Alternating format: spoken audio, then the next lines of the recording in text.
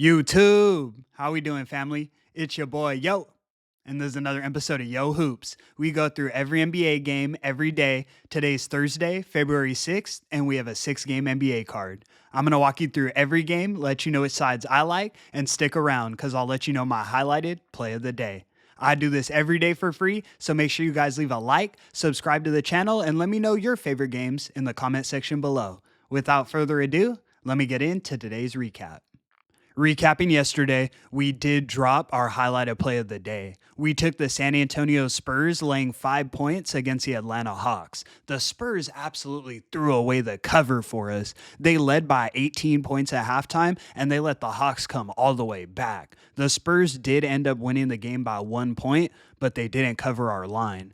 Overall, we did go 6-5 on the card, so it was a decent day, but I've been catching some tough breaks on the highlighted plays recently. All 3 losses this month have come down to the final possession of the game. That's in the past though, guys. I'm fired up and I'm ready to make some money. Without further ado, let me get into today's games. In our first matchup of the evening, we have the Dallas Mavericks in Boston taking on the Boston Celtics. Celtics are laying 10 points and the total is 231.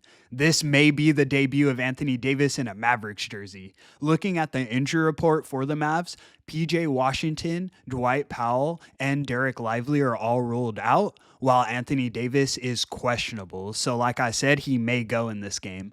On the Celtics side, Drew Holiday is questionable. Of course, I want to see how these injury reports develop, but I think if Anthony Davis plays, the Mavericks have a chance to win this game outright. Boston is just 9-16 against the spread as home favorites. They're in the bottom third of the league laying points at home.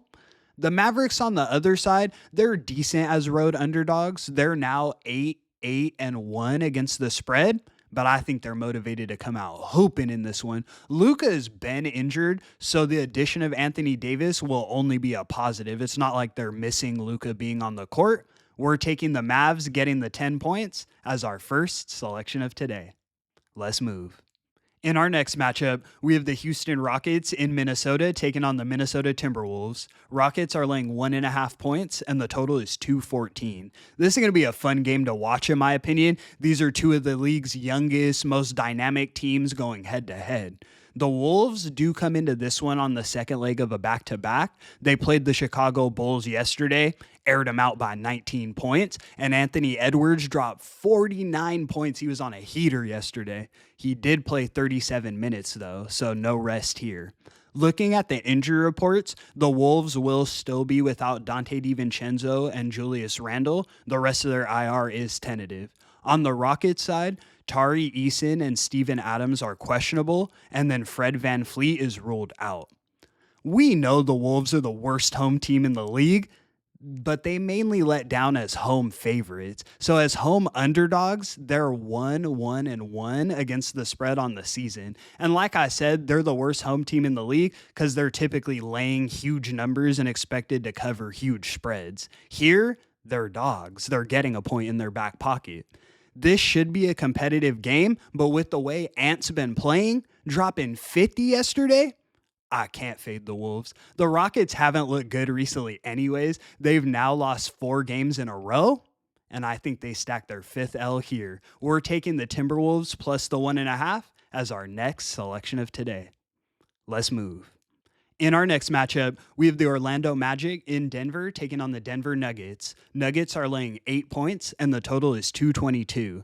Both of these teams do come into this one on the second leg of back-to-backs, so keep that in mind. The Magic have now stacked 2 against the spread covers in a row, winning last night by 29 points against the Sacramento Kings. They've started to get things rolling.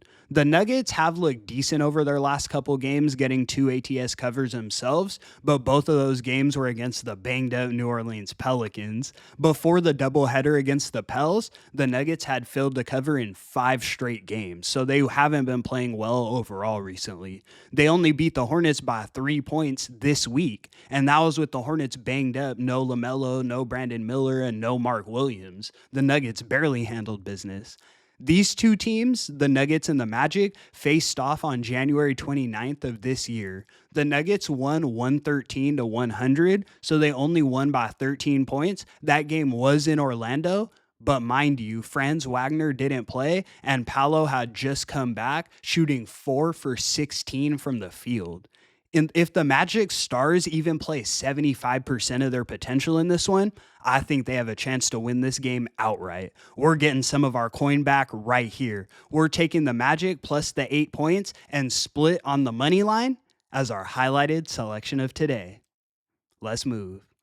In our next matchup, we have the Golden State Warriors in Los Angeles taking on the Los Angeles Lakers. Lakers are laying 8 points, and the total is 221.5. The Lakers already look like a new team after trading AD. The whole team is playing on another level. They've now won their last 3 games in a row by double digits. Lakers are hoping. Golden State is on a back-to-back, now traveling to LA. They were in Utah yesterday. This isn't a great spot going against the red-hot Lakers. Lakers come into this game healthy. Looking at the injury reports, Luka and Maxi Kleber won't play, but they've been injured. The Warriors did decide to trade for Jimmy Butler. That's huge. But because they traded for him, Andrew Wiggins is no longer with the team, and Jimmy isn't going in this game. The Warriors looked like they were running out of gas in the second half of that Utah game yesterday. Now they're flying to LA with no rest.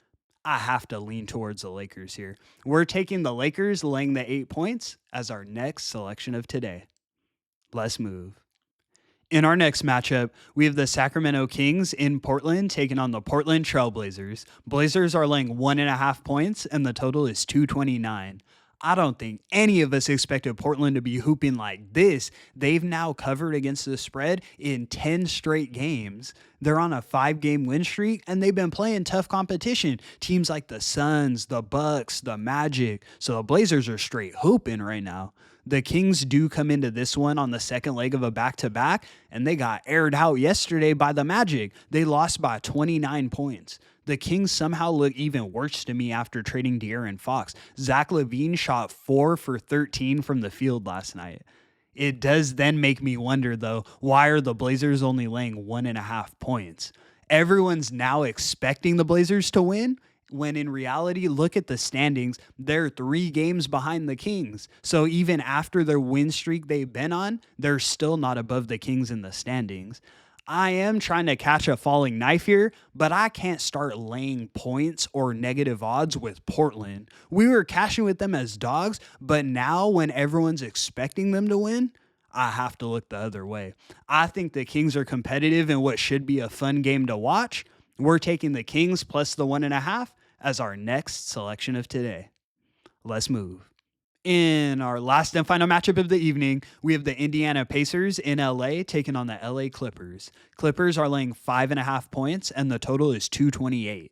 The Clippers' last home game against the Lakers was embarrassing. They got aired out by 25 points on their home court. That being said, they are still the best home team in the league, though. The Clippers are now 12-4 against the spread, laying points at home. The Pacers on the other side have been profitable themselves in this spot, though. As road underdogs, they're now 9-6 against the spread. So you've been cashing with the Pacers as well in this spot. The last time these two teams faced each other was on March 24th of 2024, almost a year ago, but the Pacers won 133-116. That was before the Intuit Dome, but the Pacers have shown that they can compete and air out the Clippers. I think this game is much more competitive, but in what should be an evenly matched contest, I want the points in my back pocket. We're taking the Pacers plus 5.5 as our last and final selection of today. And that's going to conclude today's video. Thank you so much for tuning in, guys. We're on a little bit of a losing skid. We've now dropped 3 highlighted plays in a row. That's the biggest losing streak we've had since getting started. But I'm hungry. I'm fired up. I'm ready to cash that plus money play of the day today. Thank you so much for rocking with me. I do this every day for free, so make sure you leave a like and subscribe to the channel. It's your boy, Yo. And until the next one, I'm going to catch y'all. Peace.